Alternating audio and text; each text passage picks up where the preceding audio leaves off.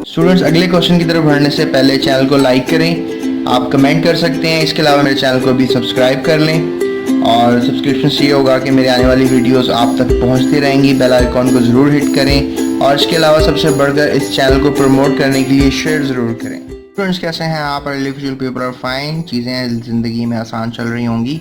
Students, आज के इस लेक्चर में टेस्ट योरसेल्फ 4.4 की बात की जाएगी और जल्दी से जो है टाइम वेस्ट किए बगैर चलते हैं क्वेश्चन नंबर 1 की तरफ। So why ionic compounds have high melting and boiling points? Ionic solids, the positive and negative ions are held together by strong electrostatic forces of attraction. A lot of heat is required to break these forces, hence melting and boiling points becomes high. For example, melting point of sodium chloride is 800 degrees Celsius and boiling point is 1413 degrees Celsius. Students, बहुत important question है, इसको board exam के लिए लाजमी तैयार कीजिएगा। सो चलते हैं अपने सेकंड क्वेश्चन की तरफ। What do you mean by the term malleability? Malleable या मेलेबिलिटी का क्या मतलब होता है? It means that it can be beaten into sheets. यानी मेलेबिलिटी का मतलब ये है कि अगर आपके पास एक मेटल है उसको आप शीट्स में कन्वर्ट कर सकते हो, राइट? जिस तरह आपके पास कॉइन है, उसको आप हथौड़े से मारो तो उसकी एक शीट सी बन जाएगी, right? So that mean malleability. और डक्टिलिटी भी बताता चलूँ आपको यहाँ पे। डक्टिलिटी का मतलब होता है कि अगर आप फॉर एग्जांपल कोई लेते हो मेटल, उसको आप तार में, वायर में कन्वर्ट करें तो वो डक्टिलिटी होता है, राइट? ये आपको पता होना चाहिए, ये भी बोर्ड में क्वेश्चन आ सकता है आपको, बहुत इंपॉर्टेंट क्वेश्चन है। Why, let's move to the third question. Why the ionic compound easily soluble in water?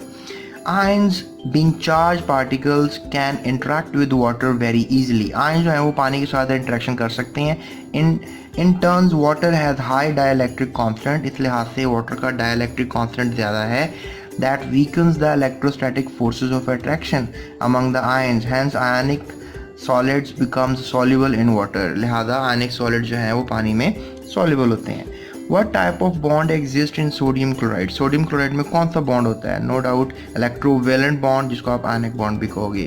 तो let's move toward the fifth question of this test yourself. So 4.4, right?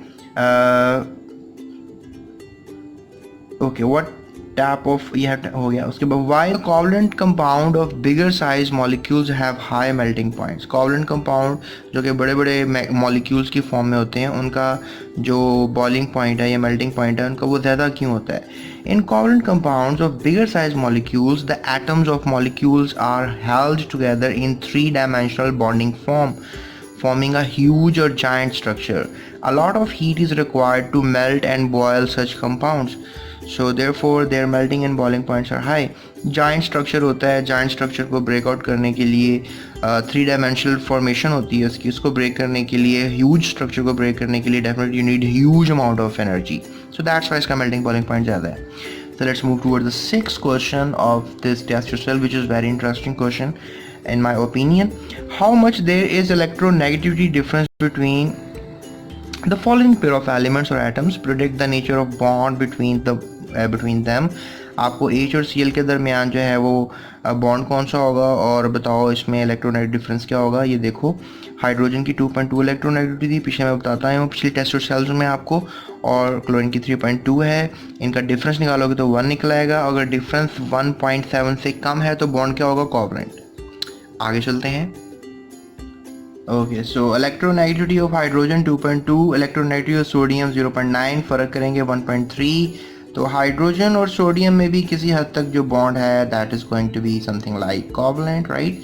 लेकिन ये थोड़ा इतना कोवलेंट नहीं होगा जितना कोवलेंट जो है वो दूसरे के दरमियान होगा। सो ई एन सोडियम की 0.9 इलेक्ट्रोनेगेटिविटी है और आयोडीन की 2.6, फ़र्क आएगा 1.7।